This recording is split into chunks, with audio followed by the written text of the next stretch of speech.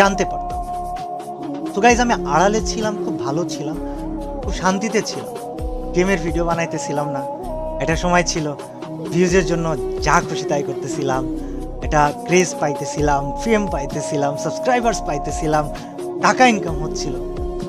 তোমরা একটা বিষয় কি জানো, হয়তো বা এগুলো আমি আর করবো না।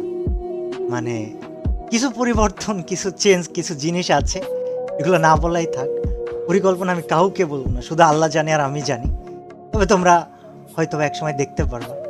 বাট আমি না কিছুদিন আছি, এগুলো সমাধান করতে হবে।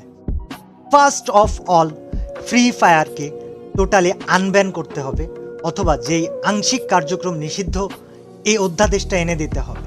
এবং এটা অফিসিয়ালদেরকেই করতে হবে, আমাদেরকেও করতে হবে না, অন্য কাউকেও করতে হবে না। এবং এটা করাই লাগবে।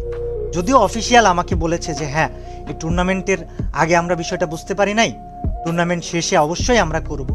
বাট এই ভিডিওটা বানানোর উদ্দেশ্য হচ্ছে, যদি এই টুর্নামেন্টে যে আজকে শেষ হয়ে গেল, এই যে বাচ্চাগুলো আরএইচকেরা ওরা চ্যাম্পিয়ন্স হলো, এই যে আরও অনেকজনের স্বপ্ন ছিল, এই যে এত কিছু, এর নেক্সট কার্যক্রম চালু হওয়ার আগে আমি ব্যক্তিগতভাবে ফ্রি ফায়ার আনব্যানের অধ্যাদেশ বা আংশিক কার্যক্রম চলমানের অধ্যাদেশ বা কোনো একটা অধ্যাদেশ পেতে চাই।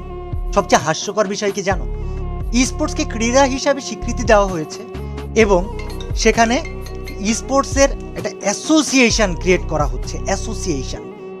এই অ্যাসোসিয়েশনে সব কমিউনিটি থেকে সব অফিসিয়ালদেরকে বা কমিউনিটির মাথাদেরকে ওই অ্যাসোসিয়েশনটা করার জন্য ইনভাইট করা হয়েছিল। দুঃখজনক বিষয়, আমার ফ্রি ফায়ারকে নিয়ে যাওয়ার কথা বলা হয়ে থাকলেও ফ্রি ফায়ার থেকে কেউ যাইতেই পারি নাই, কাউকে নিয়েই যায়নি। এই টাইমে আমি সৌদি আরবে বসে, এবং কেউ আগায় এসে এই কাজটা করবে যে আমাদেরকে অ্যাসোসিয়েশনের মিটিংয়ে কেন নেওয়া হয় নাই, কেউ আগায় আসে নাই। তো তখন আমি বলেছিলাম যে আমি দেশে ফিরি, আমি দেখতেছি।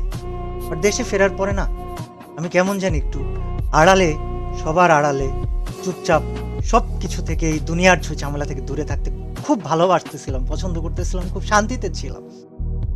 তবে আমি এই কমিউনিটিটাকে একটা দিকে ঠেলে দিয়ে তারপরে হয়তো চলে যাব।